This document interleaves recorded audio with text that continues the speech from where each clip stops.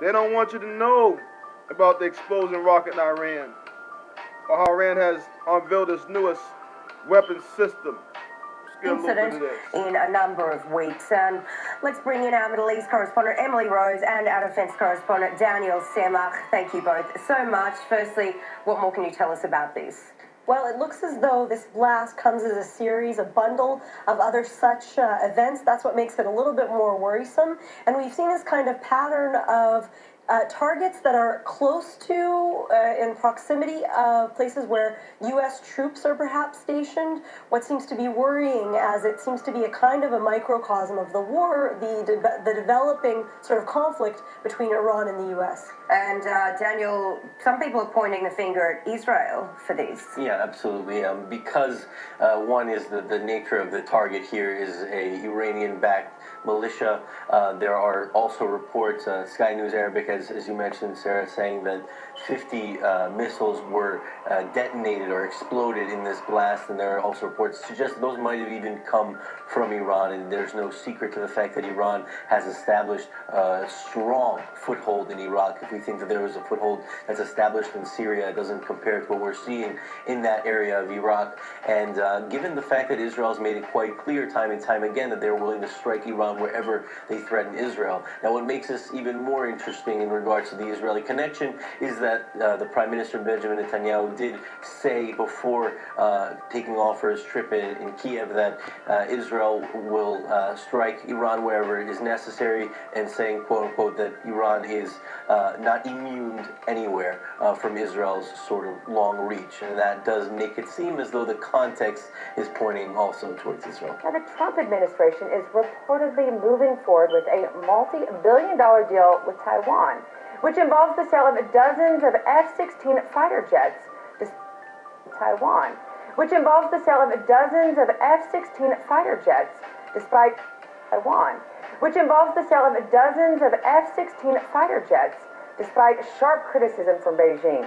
RT's Rachel Blevins joins me with the latest to discuss. Rachel, how has China responded to the news of this deal still continuing to move forward? Well, Scotty, China is now threatening countermeasures if the United States and Taiwan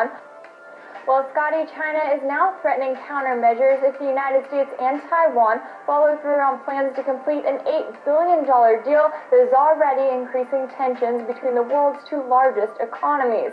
Reports are claiming the Trump administration has given the green light to move forward with the sale of 66 F-16 fighter jets to Taiwan and forward with the sale of 66 F-16 fighter jets to Taiwan, and they say sell of 66 F-16 fighter jets to Taiwan, and they say that there was an informal notification that was given to Congress, which will be followed by a formal notification of the approved deal, which is expected within the next 30 days.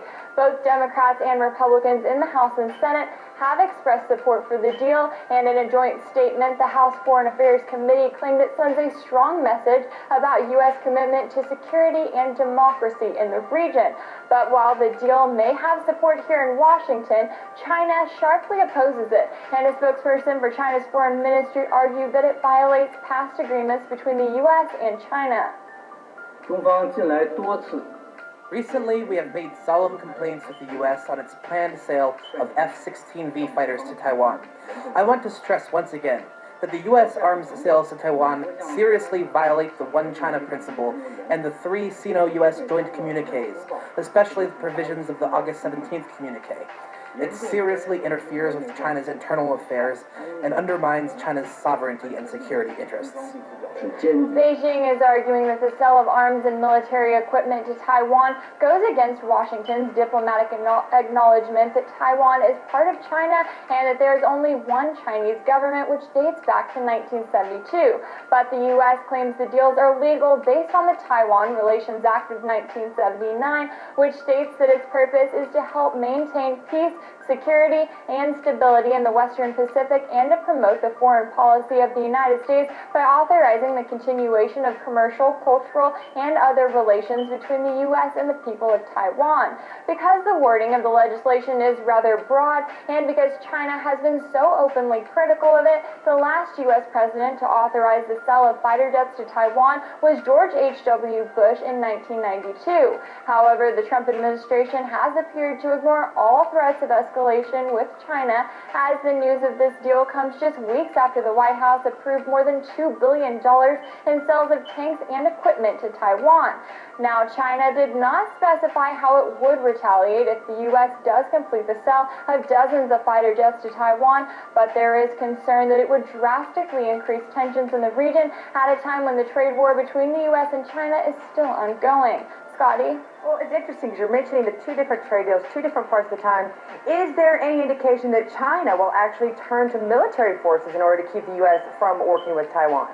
Well, we've seen China repeatedly speak out against these deals that are happening between the U.S. and Taiwan and repeatedly say that there will be consequences. But in terms of what those consequences are, they could be increased military drills near the Taiwan Strait, or they could even be sanctions against U.S. firms that are working as part of these deals. But in order for it to actually turn to military force, it looks like that's going to depend on if there are more deals that happen between the U.S. and Taiwan, and exactly what Taiwan decides to do with all of those new weapons and equipment that they receive.